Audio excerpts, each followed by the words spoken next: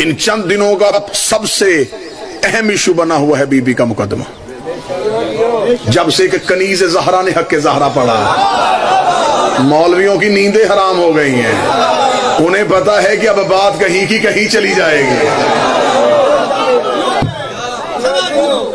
ابن ابی الحدید معتزلی اہل سنت بھائیوں کے عظیم عالم دین ہے، جس نے نہج البلاغہ کی شرح لکھی تھی۔ بسم اللہ جی۔ ان سے آ کے ایک طالب علم نے پوچھا، اس نے کہا کہ حاکم نے رسول کی بیٹی کو فدق کیوں نہیں دیا تھا؟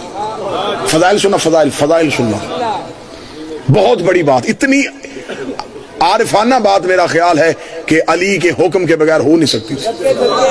کتنی عارفانہ بات۔ انہوں نے کہا کہ حاکم نے بی بی کو حق کیوں نہیں دیا؟ اس نے ابی الحدید نے کہا میں نے اپنے ایک شاگرد سے پوچھا تھا کہ الف کے بعد کیا آتا ہے، تو وہ چپ رہا۔ میں نے بہت بار پوچھا بتا الف کے بعد کیا ہے، وہ نہیں بولا۔ بعد میں بچوں نے اس سے کہا کہ تجھے نہیں پتا الف کے بعد کیا آتا ہے؟ اس نے کہا مجھے پتا ہے، الف کے بعد با ہے۔ تو اس نے کہا تو نے استاد کو جواب کیوں نہیں دیا؟ اس نے کہا اس لیے نہیں دیا کہ مجھے آتی ہے صرف دال تک، میں الف کے بعد بتاتا، یہ با پوچھتا، میں با کے بعد بچاتا، یہ پا پوچھتا، پھر بات دال تک چلی جانی تھی۔ جب میں نے دال پہ جا کے رکنا تھا تو میں با ہی پہ رک گیا۔ انہوں نے کہا حاکم کو پتا تھا کہ اگر بات شروع ہوئی تو بات صرف جگیر سے شروع نہیں ہونی،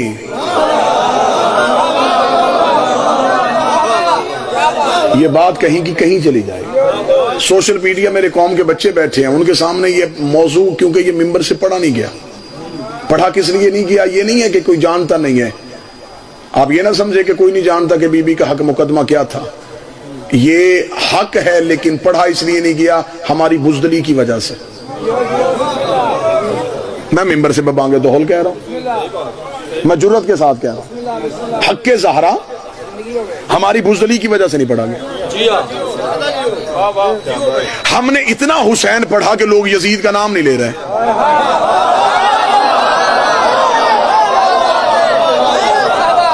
اگر ہم سیدہ کا حق پڑھتے، آج ہمارے سامنے کو سیدہ کے دشمن کا نام لیتے ہوئے ڈرتا۔ ہم نے پڑھا ہی نہیں، کس لیے نہیں پڑھا؟ ہم نے کہا اتحاد قائم رہے، اتحاد قائم رہے، اتحاد قائم رہے۔ اتنا اتحاد میں بات کرنے کا شوق ہے تو کشمیر کے حق میں مظاہرے چھوڑ دو۔ دنیا کے ساتھ تمہارا اتحاد خراب ہو رہا ہے، لوگ تمہارے ساتھ ملک تعلق چھوڑ رہے ہیں، تو کہتے نہیں جی کیسے، کشمیر پہ تو بات ہوگی، کشمیر پہ تو ظلم ہوا ہے، کشمیر تو ہمارا حصہ ہے، ہندو نے ہماری جگیر چھینی ہے۔ ہندو تیری جگیر چھین لے، تجھے احتجاج یاد ہے، امت زہرا کی جگیر چھین لے، وہاں احتجاج کیوں؟ نعرے لگ چکے، داد ہو چکی، جو ہمارے ہاں تصور ہوتا ہے مجلس کی قبولیت کا، جبکہ میں اسے تصور نہیں سمجھتا۔ مجلس کی قبولیت زیادہ داد یا زیادہ آوازیں نہیں، کوئی ایک نتیجہ ہے جو دلوں میں رک جائے، وہ ہے مجلس کی قبولیت۔ داد میں لے چکا تاکہ مجلس کا ایک حصہ مکمل ہو جائے۔ اب مجھے اپنی نسل، جو میری نسل ہے، جن کا میں خطیب ہوں، جنہیں ہم نے یہ جو پنیری تیار کرنی ہے ہم نے، ان کے لیے جملہ پڑھنے لگا ہوں کہ آخر یہ فدق تھا کیا۔ ابتدائی معلومات ہی نہیں ہے بچوں کو، دل چاہتا ہے ان کا کہ وہ بی بی کے حق میں بات کریں، جی چاہتا ہے۔ اب توجہ میری طرف رکھیں گے صاحبہ، اگر ہو سکے تو یہ دروازہ بند کر دیجیے گا جی۔ اب مجھے ایک اہم نقطہ آپ کے سامنے پڑھنا چاہیے۔ یہ سارے مانتے ہیں کہ یہ حق ہے، لیکن یہ نہیں پتا یہ کیا ہے۔ پہلی بات ذہن میں رکھیے گا کہ کبھی بھی فدق کے ساتھ لفظ باغ استعمال نہ کیجیے گا۔ آپ باغ کہیں گے تو فدق چھوٹا نظر آئے گا، باغ چھوٹی جگہ کو کہتے ہیں۔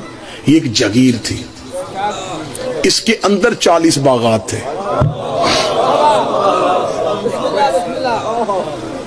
یہ پوری جگیر تھی۔ ویسے بھی باغ فارسی زبان کا لفظ ہے، عربوں میں تو تھا ہی نہیں، یہ بعد میں جان بوجھ کے کتابوں میں لکھا گیا تاکہ بچے کہیں کہ چھوٹی سی جگیر تھی۔ یہ جگیر فدق تھی۔ سوال کرو میری قوم کے بچے، میں اپنے بچوں کی ابتدائی معلومات کے لیے جملے پڑھنے لگا، یہ کہاں سے آیا تھا؟ یہ خیبر کے یہودیوں کی ملکیت۔ وقت کے دامن میں وسعت ہوتی میں سام بن نو سے شروع کرتا، لیکن مجھے سیدہ کا حق پڑھنا ہے تو میں یہیں سے جو یہ خیبر کے یہودیوں کی ملکیت تھی، خیبر کے یہودیوں کی ذاتی ملکیت تھی۔ جب نبی نے علی کے ذریعے خیبر کو فتح کر لیا، یہودیوں کو خیبر سے نکال دیا گیا، خیبر کا قلعہ اسلام کے قبضے میں آ گیا۔ قلعہ کموز جو ان کا سب سے بڑا قلعہ تھا جس میں وہ ناز کرتے تھے، اس پہ اسلام کا پرچم لہرانا شروع ہو گیا۔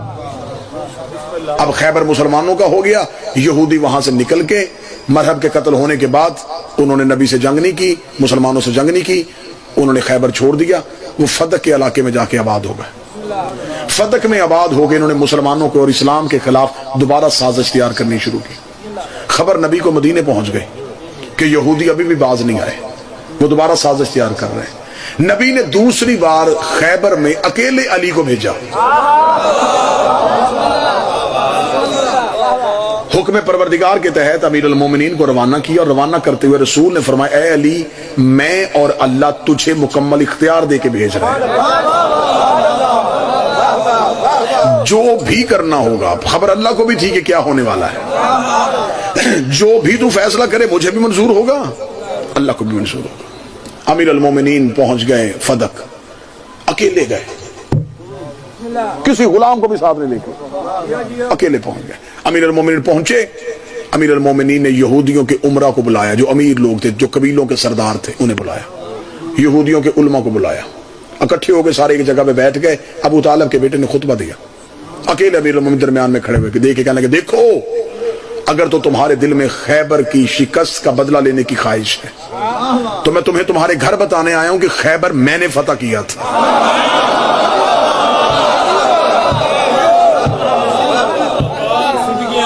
اگر تو تمہارے دل میں ہے شکست کا بدلہ لینے کی خواہش، بالکل بے شک نعروں سے بے نیاز ہو جائیں، دعا سے بے نیاز ہو جائیں، لیکن جملہ جو میں پہچانا چاہتا ہوں، یہ آج کی ضرورت ہے۔ آج یہ نہ پڑھا گیا تو نسلیں گونگی پیدا ہو جائیں گے۔ فرمایا اگر تو تمہارے دل میں ہے خیبر کی شکست کا بدلہ لینے کی خواہش تو میں تمہیں تمہارے گھر بتانے آیا ہوں، خیبر میں نے فتح کیا۔ اگر تو ہے تمہارے دل میں یہ آج تک بات کہ ہمارا سردار مرہب قتل ہو گیا تو میں تمہیں تمہارے سامنے بتا رہا ہوں، مرہب کو میں نے مارا تھا۔ اگر تم اس بات سے پریشان ہو کہ ہمارے قلعے پہ مسلمانوں نے قبضہ کر لیا تو میں تمہیں بتانے آیا ہوں، وہ قلعہ کموس پہ علم میں نے نصب کیا تھا۔ تمہارے نجومی آج تک سر جوڑ کے بیٹھے ہیں کہ وہ دروازہ کھلا کیسے، میں راز تمہیں بتانے آیا ہوں، میں نے اکھاڑا تھا۔ سارے اعتراف کرنے کے بعد علی نے فرمایا کہ اب کسی مسلمان سے بدلہ لینے کی خواہش نہ کرنا، اگر تو ہے تمہارے دل میں بدلہ لینے کی حسرت، میں علی اکیلا چل کے آ گیا، میں جنگ کرنے کے لیے تیار ہوں، ہاتھ بھی وہی ہے، تلوار بھی وہی ہے،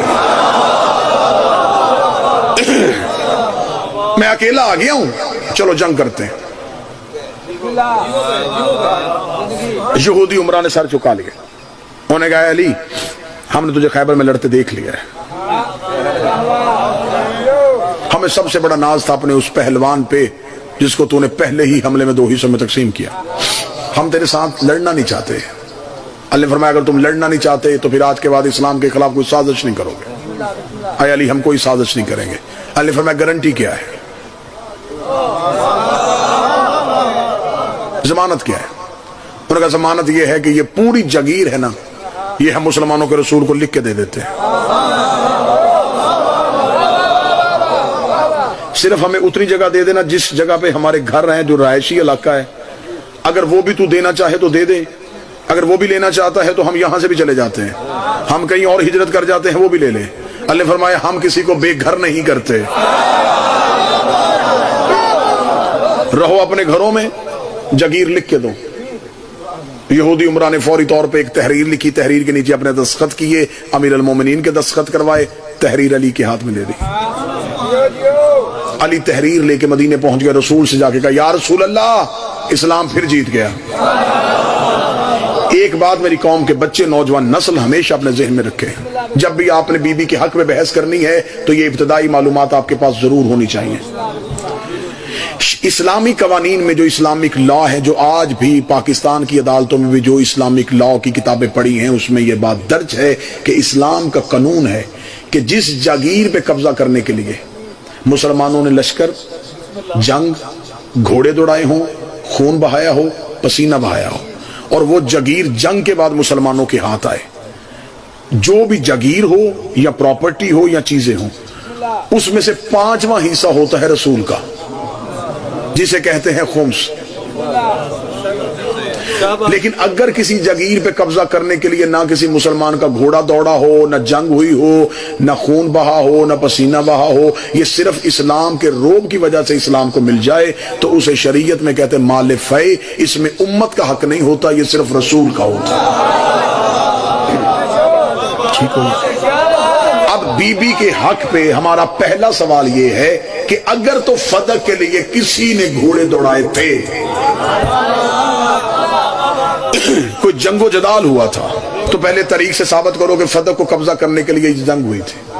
अगर ये नहीं हुई तो शरई कवानीन के मुताबिक ये है माल फै, ये बनता है पूरा रसूल का। ठीक हो गया? इब्तदाई मालूमात दे रहा हूं, और इतनी अहम मालूमात दे रहा हूं कि आप 1000 दुश्मनाने ज़हरा के सामने भी बैठे हो तो आपको अकेले बैठे ये दलीलें काफी होंगे। हम चाहते हैं कि हक ज़हरा के हवाले से हर घर में मनाजर पैदा हो। मुबल्लिग आज़म मौलाना इस्माइल कहा करते थे, अगर शीयत को जवान देखना चाहते हो तो अपने बच्चों को 2 चीजें याद करवा दो, फदक और गदीर। 2 चीजें अपने बच्चों को याद करवा दो, ये नस्लों को शिया कर देंगे। ठीक होगा जी? अब मैंने आपके सामने फदक का पस मंजर जितनी जल्दी हो सकता था पढ़ दिया कि ये कैसे आया। 7 हिजरी में ये जगीर रसूल को मिली। 7 हिजरी पूरी, 8 हिजरी पूरी, 9 हिजरी पूरी, 10 हिजरी पूरी, 11 हिजरी को नबी दुनिया से गए। 11 हिजरी तक ये जगीर मुसलमानों के रसूल के पास रही। अगर इसमें उम्मत का हक था तो नबी ने 4 साल क्यों नहीं दिया? मैं तो पंचायत की सूरत में बात कर रहा हूं सरकार।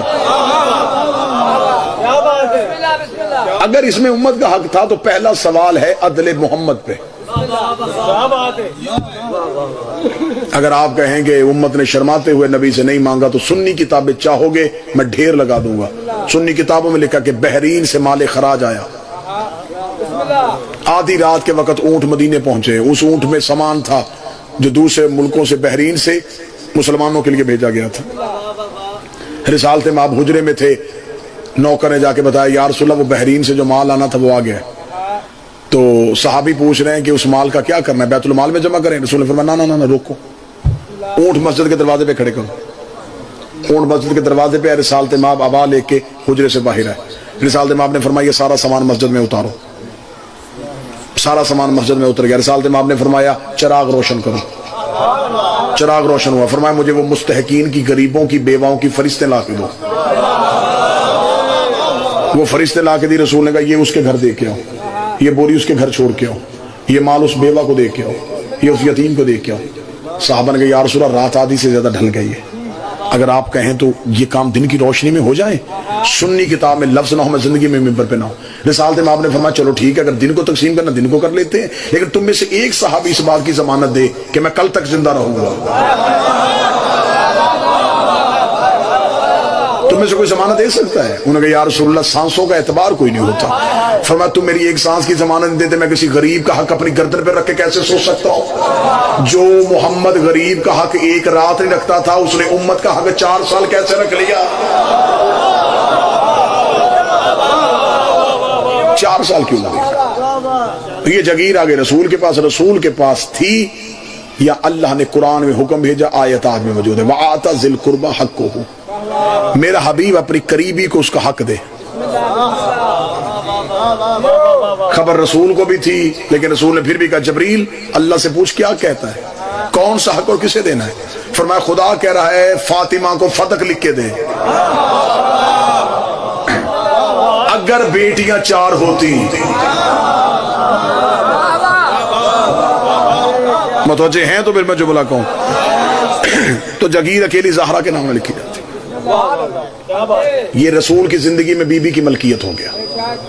अब एक हिस्सा मैंने पढ़ दिया जितनी जल्दी मुमकिन था, ये कहां से आया। अगला हिस्सा पढ़ूं कि ये कहां कहां गया। رسول کے پاس رہا، رسول کی زندگی میں سیدہ کے پاس آیا.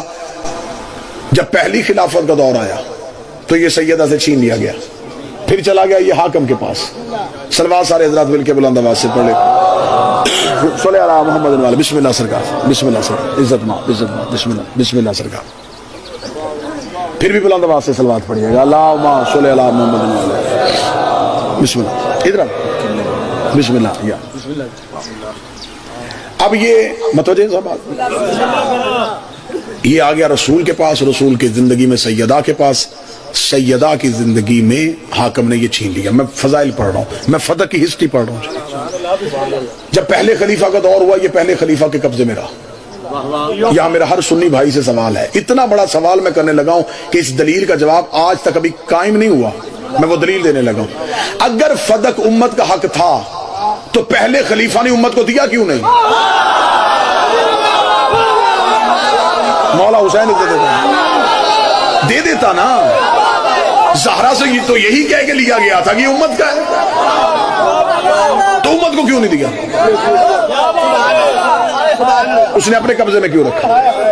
اگر آپ کہیں کہ امت کو دیا تھا تو مجھے کسی تاریخ سے ثابت کرو کہ جگیر فتق میں سے کوئی حصہ امت کو گیا. پہلے خلیفہ کا دور پہلے خلیفہ کے قبضے میں رہا، دوسرے خلیفہ کا دور دوسرے خلیفہ کے قبضے میں رہا، تیسرے خلیفہ کا دور آیا اس کے قبضے میں رہا. تیسرا خلیفہ جاتا ہوا اپنے دماد مروان کو دے کے چلا گیا، وہ مروان جسے رسول نے مدینے سے نکالا تھا. اب اس کے بعد اگلا سوال انتہائی اہم سوال جو آج کل آپ پہ بہت زیادہ ہوگا. جب آپ بی بی کے حق کی بات کریں گے تو سب سے ایک سوال ہے جو مولویوں نے بچوں کو رٹایا ہوا ہے. میں اس سوال کو ہمیشہ کے لیے دفن کرنے لگا ہوں. میں اپنی قوم کے بچوں کو جواب دینے لگا اور وہ سوال ہمیشہ کے لیے دفن کرنے لگا ہوں. سوال یہ ہوا کہ اچھا ٹھیک ہے جی حاکم نے چھین لیا، تو جب علی حکومت میں آئے تھے تو مولا علی نے اس فتح کا کیا کیا؟ مولا علی کا دور تھا، مولا علی حاکم تھے، مولا زہرا کو واپس کر دیتے. علی نے واپس کیوں نہیں کیا؟ یہ وہ سوال ہے جس کے بعد میری قوم کے بچے خاموش ہیں، کیونکہ آپ نے لینا ہوتا ہے جواب ممبر سے. ممبر سے دیا نہیں گیا. میں پوری جرت کے ساتھ ان کیمروں کی موجودگی میں اس کا جواب دینے لگا. زندگی مجھے وہی چاہیے جو زہرا کی وکالت میں گزرے. میں اس سانس پہ لعنت کرتا ہوں جس سانس میں مخدومہ کے حق پہ پردہ ڈالا جا سکے. میں یقیناً اپنی جرح کرتا، میں اپنا استدلال استعمال کرتا، میں اپنی عقل استعمال کرتا کہ اس وجہ سے نہیں دیا ہوگا، اس وجہ سے نہیں دیا ہوگا، اگر میرے پاس معصوم کی حدیث نہ ہوتی. اور یہ شیعہ مذہب کا مسلمہ قانون ہے کہ جب ہمارے پاس نص معصوم آ جائے تو ہم اپنا قیاس نہیں کرتے، ہم اپنی دلیل قائم نہیں کرتے. اتنی وزنی دلیل دینے لگا ہوں، اتنی وزنی دلیل دینے لگا ہوں کہ اس دلیل کے حق میں مجمع اٹھ کے بھی کھڑا ہو جائے تو حق سماعت پھر بھی ادا نہ ہو.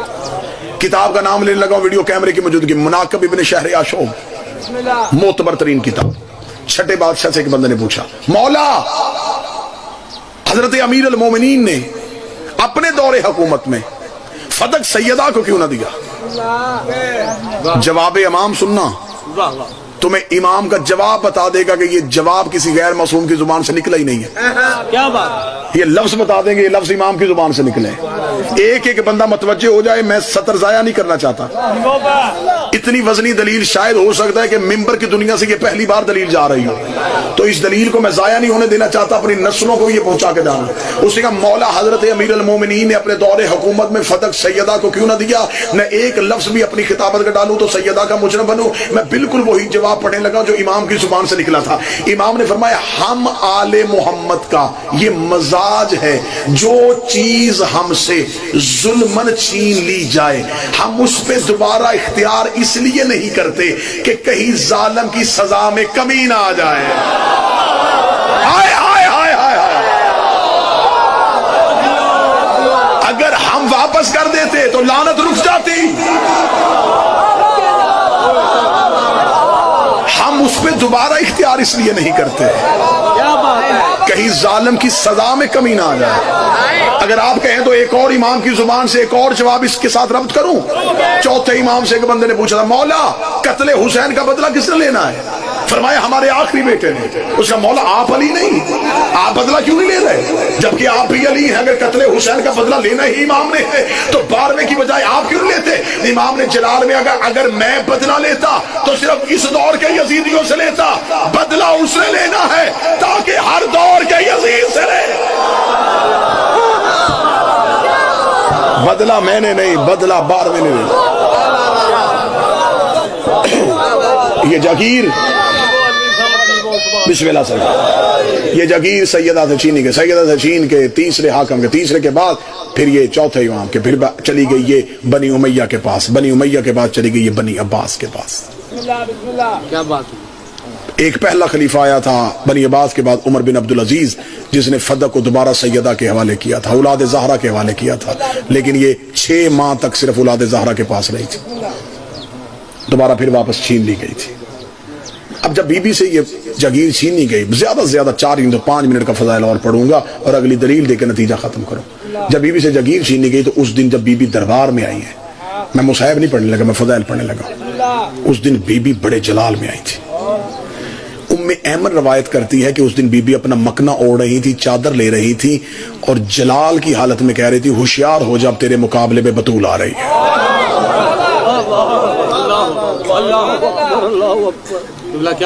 میں نے اس شہزادی کا مقدمہ پڑھ کے جیلیں کاٹی ہیں، میں نے 3 سال اس مقدمے پہ اپنی پوری ریسرچ کی ہے. اس کا میں نے ایک کونا بھی خالی نہیں چھوڑا، ایک گوشہ بھی خالی نہیں چھوڑا.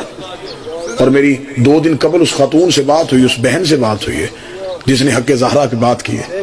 میں نے کہا دنیا کی کسی عدالت میں بلائیں، ایک لمحے کے لیے بھی پریشان نہ ہو، ہم دنیا کی ہر عدالت سے منوا کے آئیں گے کہ زہرا کے دشمن پہ کل بھی لعنت تھی، آج بھی لعنت، ہم منوائیں گے. اتنے انبار ہیں کتابوں کے، اتنے انبار ہیں کتابوں کے، ان کے پاس رکھنے کی جگہ نہیں بچے گی.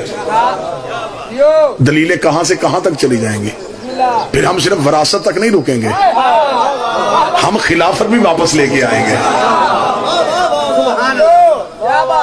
اس دن جناب سیدہ جب دربار میں آئی ہیں تو بی بی کے گھر کے 2 دروازے مسجد میں آتے تھے، ایک پہلا جو گھر کے اندر سے آتا تھا، دوسرا جو باہر سے آتا تھا. بی بی گھر والے دروازے سے نہیں آئی. بی بی گھر والے دروازے سے آتی تو مورخ کہہ دیتا کہ سیدہ تو معمول میں جیسے آتی تھی ویسے. بی بی اس دن بیرونی دروازے سے آئی، بیرونی دروازے سے آ کے بی بی دربار میں کھڑی ہوئی. دربار میں کھڑی ہو کے بی بی نے کہ اتنا فصیح و بلیغ خطبہ دیا، اتنا فصیح و بلیغ خطبہ دیا، عقلیں حیران ہو جائیں. خطبہ پڑھنے کا وقت نہیں ہے، 2 سطریں اس میں سے پڑھ دیتا ہوں. بی بی نے اللہ کی حمد کی، اپنے بابا کی تعریف و توصیف کی، اپنے شوہر علی کی ولایت دشمن کے سامنے پڑھی. اسے کہتے ہیں مبلغہ ولایت علی. اپنے شوہر کی ولایت پڑھی. پڑھنے کے بعد بی بی نے کہا تم ہم سے موازنہ کرتے ہو، تم چاہتے ہو کہ تم نے ہم سے حکومت چھین لی. تم جانتے نہیں تم بیٹیاں دفن کرتے تھے، میرے باپ نے احترام سکھایا. زمیندار بندے بیٹھے ہیں کچی زمین پہ، کچی سڑک پہ، کچی جگہ پہ، ایک گڑھا سا بن جاتا ہے. اس گڑھے میں جب بارش کا پانی اکٹھا ہو تو وہ سیدھا اس گڑھے میں جاتا ہے، اسے اردو میں کہتے ہیں کھدال. بی بی نے دربار میں کھڑے ہو گئے کہا تم وہی لوگ نہیں ہو جو کھدالوں سے پانی پیتے تھے؟ تمہیں عزت سے جینا ہم نے سکھایا، تمہیں معاشرے میں رہنے کی آداب ہم نے سکھایا. بی بی نے کہا تم نے مجھ سے میری جاگیر چھینی ہے، تیرے پاس کیا نس ہے، تو نے کیسے چھین لی؟ اس کا میرے پاس یہ نس ہے کہ تیرا بابا کہہ کے گیا تھا کہ ہم کوئی وارث نہ بنتے ہیں نہ بناتے ہیں. اتنا کہنا تھا. بی بی کے چہرے میں مسکراہٹ آئی. بی بی نے کہا اچھا ہوا تو نے پہلی دلیل یہ دے دی. کیا کہا تھا میرے بابے نے کہ ہمارا کوئی وارث نہیں ہوتا؟ تو پھر تو بتا تو میرے بابے کے تخت پہ کیسے بیٹھ گیا؟ ہوئے ہوئے ہوئے ہوئے. اچھا میں بیٹی ہو کے وارث نہیں، تو تخت پیغمبر پہ کیسے بیٹھے گا؟ تم ممبر رسول پہ کیسے؟ بی بی کہا تیرے پاس کوئی نص ہے تو لے کے آ. اس جگہ ایک حدیث ہے. بی بی نے کہا کون سی حدیث ہے جو میرے بابا نے تمہیں سنائی؟ بنتا تو میرا تھا کہ مجھے بتا کے جاتے کہ زہرا میرے بعد یہ جاگیر نہ مانگنا، مجھے چھوڑ کے جو مباہلہ کی صدیقہ ہے اسے چھوڑ کے تجھے حدیث سنائی. وہ کون سی حدیث ہے؟ اس نے کہا حدیث ہے میرے پاس کہ نبی نے فرمایا تھا کہ ہم گروہ انبیاء جو چھوڑتے ہیں اس میں امت کا حق ہوتا ہے، وہ صدقہ ہوتا ہے. बीबी ने कहा अच्छा, इसके अलावा कोई हदीस? इसने कहा बस यही हदीस है। तवज्जो सुनना, आखिरी जुमला कहने लगा, बस यही हदीस है। बीबी ने कहा अगर तू कहे तो मैं तुम्हें आयत सुनाऊं?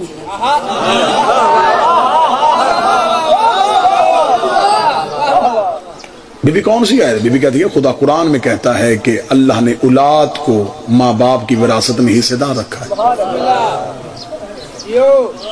इसका बीबी मेरे पास हदीस है। बीबी ने कहा मैं तुझे दूसरी आयत सुना देती हूँ। खुदा कहता है बेटी बाप के विरासत में हिस्सेदार होती है। इसका बीबी मेरे पास हदीस है। बीबी ने कहा रुक मैं तुझे तीसरी आयत सुना देती हूँ। खुदा कहता है हमने आले यकूब को यकूब का वारिस बनाया था। उसका बीबी मेरे पास हदीस है। बीबी ने कहा रुक मैं तुझे अगली आयत सुना देती हूँ। खुदा कहता है हमने हारून को मूसा का वारिस बनाया था। उसका बीबी मेरे पास हदीस है। बीबी ने कहा मैं अगली आयत सुना देती हूँ। 40 आयतें मोहम्मद की बेटी ने खड़े होकर दरबार में एक ही लहजे में सुना दी। 40 आयतों का सुनाना था। हाकम देख के कहता है ज़हरा मैं हदीस पढ़ रहा हूँ, मुकाबले में हदीस लेके आ, तू कुरान क्यों लेके आ रही है? बीबी ने कहा बस मैं यही सुनना चाहती थी, अब तूने मुंह से बोल दिया, अब तू हदीस मांग रहा है। जब मेरे पापा ने कहा आ तुझे हदीस लिख दूं, तूने कहा था कुरान काफी है।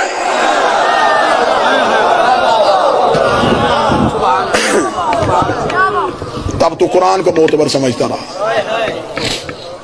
जिंदगी में हक ज़हरा को कभी न भूला, मोहम्मद की बेटी की हक पे कभी पर्दा न डालने देना।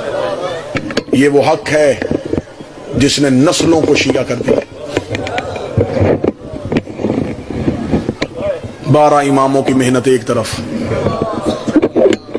अकेली ज़हरा का 4 घंटे जाना एक तरफ। आज भी किसी शिया से पूछो क्या पढ़ के शिया हुआ है, वो कहता हक ज़हरा।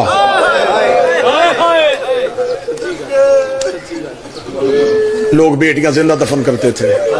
एहतराम किसने सिखाया? बेटी को तालीम किसने दिलवाई? बेटी को इज्जत से रुखसत किसने किया? बेटी को बाप की विरासत में हिस्सेदार किसने बनाया? नबी ने। फिर रो सको तो रो लेना, बात चीखने की हो तो चीख लेना। जिसने कायनात की हर बेटी को उसका हक दिलवाया था, उसी की अपनी बेटी हक मांग।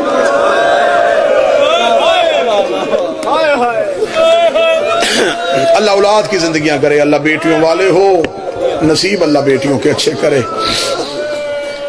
शरीयत मोहम्मद में अल्लाह के बनाए हुए कवानीन में बेटी बाप की विरासत में बेटे की तरह हिस्सेदार होता है, हिस्सा है उसका। लेकिन शौकत भाई, कामरान भाई, हमारे मुल्क में, हमारे मुआशरे में बच्चियों की तरबियत इस तरह से होती है कि अक्सर बहनें भाइयों से हक नहीं लेती।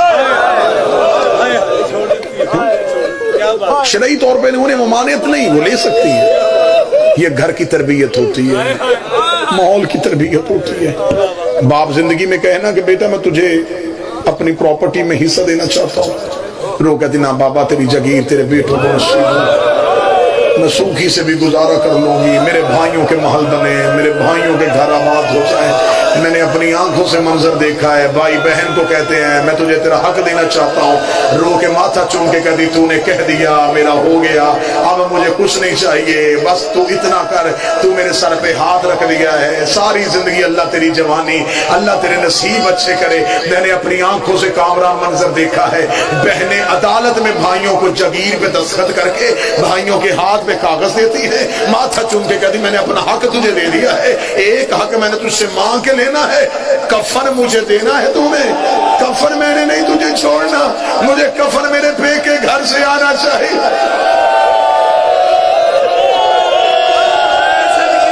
मुझे बोल के बताओ ऊंची आवाज में रोने वालों, बहनें भाइयों को हक देती हैं? बहनें भाइयों को हक दे देती है ना? मुझे इस मिंबर की इज्जत की कसम है, एक बार भी हाकम बीबी से कह देता ज़हरा मुझे ये जगीर चाहिए, सखी बाप की बेटी थी, लम्हा देर न करती, जिसकी माँ ने सारी दौलत दे दी थी, खदीजा की बेटी दरबार में जगीर दे के आ जाती। हाकम ने मांगा नहीं बल्कि कहा ज़हरा तू झूठ बोल, ये जगीर तेरी है ही नहीं। कोई सुन्नी बैठा सर पे कुरान रख के बोल, بنتا تھا محمد کی بیٹی سے گواہ مانگنا، چلی جو گئی تھی، گئی بیٹی بھی کبھی کسی نے دروازے سے واپس بھیجی؟ 1400 سال کے بعد ہم اتنے مجبور ہیں، علی کے فضائل لوگوں نے چھپائے ہیں، زہرا کے مصائب چھپائے ہیں،